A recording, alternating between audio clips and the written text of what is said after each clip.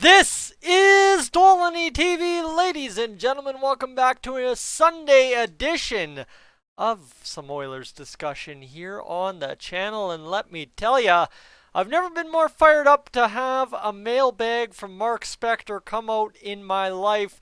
But ladies and gentlemen, it's Sunday, April 19th. We are officially 5 weeks since the NHL last played hockey, give or take, depending on how you factor in that extra day in March. But the days add up, and ladies and gentlemen, wow. All right, we're desperate for some news, but you know what? The news I'm going to come hammer on is news I've hammered on a million times, because let me tell you, if you're clicking this right now, you're 45 seconds in and you're wondering why an Oilers fan is talking about Taylor Hall during the NHL pause season. Oh, baby, I just need a hot take to get something going, and let's get it going right here, guys. If you're new to the channel and you like hot takes, you like arrogant takes, and my takes on Taylor Hall are very arrogant, subscribe for more. That's all I got to say right there. No, I'm kidding aside. I try to play myself a little bit more even keel than I'm probably going to here in the next little bit, but let's get to it. Ladies and gentlemen, Mark Spector asked in his mailbag, if the Oilers can shed some salary, do you think they look into bringing Taylor Hall back? 50-50 shot. And let me tell you, I've seen way too much Taylor Hall this weekend. Like, seriously, we are not even in the offseason, all right? We're not there yet. We've got playoffs still waiting in the wings when this whole mess outside my front door is over. Outside your front door as well. So, why are we talking Taylor Hall again? We put that to bed at the trade deadline.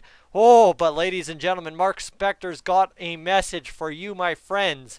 Only Holland knows for sure, but I predict a 0% chance Taylor Hall ever pulls on an Oilers uni again. There we go. For a guy like me who says Taylor Hall adds absolutely nothing, is a problem, doesn't solve anything, just doesn't work, this, my friends, is good news to hear. This is what I want to hear on Sunday, April 19th, as we await for the NHL playoffs to come at some point this summer, whether it be August, whether it be September, we play into November, who really knows. So, his reasoning, his take, his logic, too many huge salaries hamstring a GM.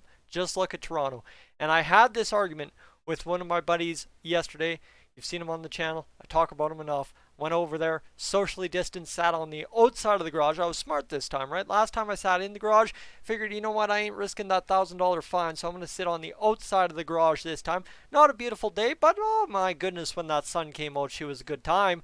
So, my argument, well, obviously, if the salary cap goes down and you've got all these big salaries going on, right? Think McDavid at 12.5, Draisaitl at 8.5, Nuge at 6, and he's going to need a raise, and you'll see that in a second here. There's a lot of complication, and you talk about Toronto possibly moving forward after this season, having to move on from one of their big four. Well, oh my goodness, we don't want to be in that situation, and a lot of people thought we were going to be in that situation because 2 years ago, Leon Draisaitl got paid too much. And let me tell you, if the cap goes down, all right? Let me tell you, if the cap goes down more than 25%, I know Troy argued otherwise, unless NHL players can negotiate their contracts to a lesser value, people will once again, knowing Oilers fans, yell about Leon Draisaitl getting paid too much. I know, Tyson, that sounds impossible. Soft spots get hit hard in weak times. That's all I'm going to say. It just, it doesn't hit right. Like, you have to choose between McDavid or Draisaitl. Guess what? Everybody's going to turn like that on Draisaitl no matter how many points he has and want him out the door. We've done that several times before. Don't kid yourself. I can see it. Hopefully, and man, do I hope we never get there, because that's a hypothetical I don't want to have to cross, and I don't want to have to yell about, because I'm already yelling about it. Now, Ryan Nugent-Hopkins, UFA after next season. We just said that, right? So he's due for a raise.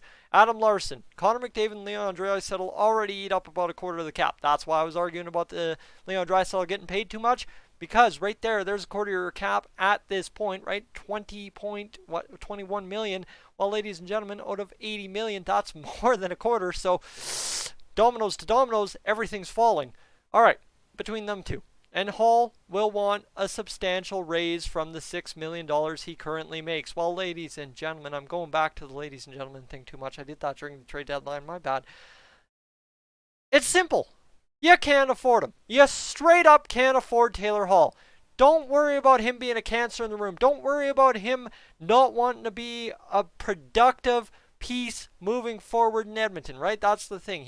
We were never going to win with Hall. He wouldn't have been traded if we were going to win with him, all right? That's the problem.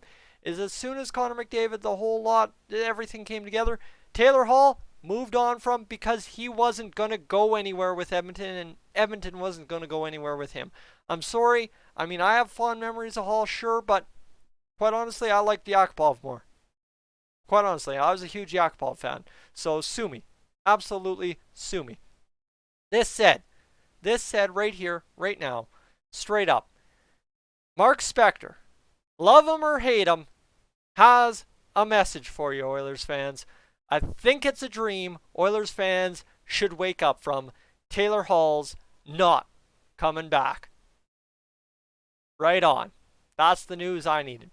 Because I've been yelling about this whole Taylor Hall thing for how long now, right? This whole, probably the past however long I've been doing this.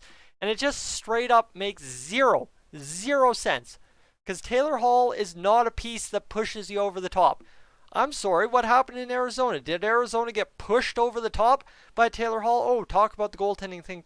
Sorry, Arizona, if you give them weapons like Phil Kessel, Clayton Keller, and Taylor Hall, they should be top of the league the way they have generally played the past few years with this weird depth scoring thing and this weird low scoring games and this incredible goaltending out of who? Like, no problem. They should have been lighting it up. And I'm sorry, Arizona straight up did not. You want to check the NHL standings? How long ago did you do that? How long ago since did you check the NHL standings? Now, gotta wait for it to load. Get all aggravated and then gotta wait for it to load. Arizona, 74 points in 70 games. I'm going to tell you straight up what that is over an 82 game pace. That is 74 divided by 70 times 82. That's a whole whopping 87 points if they're lucky. All right, the Oilers have 83 points in 71 games. So, again, Taylor Hall, not that piece that pushes you over the top. And because of that, if he wants $7-8 million, which he's going to want to because, hello, he did win a Hart Trophy. I can't deny that. Well, I'm sorry, straight up. He's not a piece that's going to win you a cup. He's not a piece at that price that's going to do anything impactful. And you're going to pay him? No, it just doesn't make sense. And I love how Mark Spector put this one up. He says, I think it's a dream Oilers fans should wake up from. Hall's not coming back. And I'm sorry, that's just one man's take. But when that aligns with my take, you dang well better believe I'm going to use it to add fuel to my fire about Taylor Hall. Because, guys, I've been anti-Hall coming back for a long time. And let me tell you, after seeing all this Hall buzz this weekend, I'm dang sick of it. Because we put that to bed at the trade deadline. And I'm sorry. Yeah, sure, the cap was supposed to go up to, what, 85, 86 million, whatever the math was. 2 months ago, we were getting all excited. The Oilers were going to be able to afford something else, maybe, but now we got this whole COVID-19 thing going on, and the cap's going down. That's dollars to dollars. That's the realistic thing. If the mom and pop shop can't afford to sponsor anything at the Oilers game, guess what? The Oilers aren't going to be able to pay higher salaries. That's just straight up how economics works. If there ain't cash flow coming in, cash flow can't go out. Cash flow goes out, you go bankrupt, you lose the team. Well, ladies and gentlemen, I'm sure Daryl Cates ain't set on losing the Oilers, so we are sure we aren't going to be paying too crazy of salaries to anybody like a Taylor Hall after this whole mess resolves right away here. Hopefully, fingers crossed, because my goodness, she's beautiful, right? You see me in this. It means it's summertime. If you're new to Dolany TV within the past since September, seeing this in a backwards hat means it's 20 degrees or so. I think it's like 17 out in southern Alberta today. I'm out in the yard working. I'm out getting things done. You can tell I've got a lot of pent-up frustration yelling about Taylor Hall in your ears today, but I'm sorry. It just needs to be done. The people that sit here and think Taylor Hall solves the problems, no, he solves your sense of nostalgia. And I'm sorry, the thing is, what we've learned about this whole COVID-19 thing, I don't know if you've been watching every single Oilers game on TV, but the sense of nostalgia wears off after a while, doesn't it?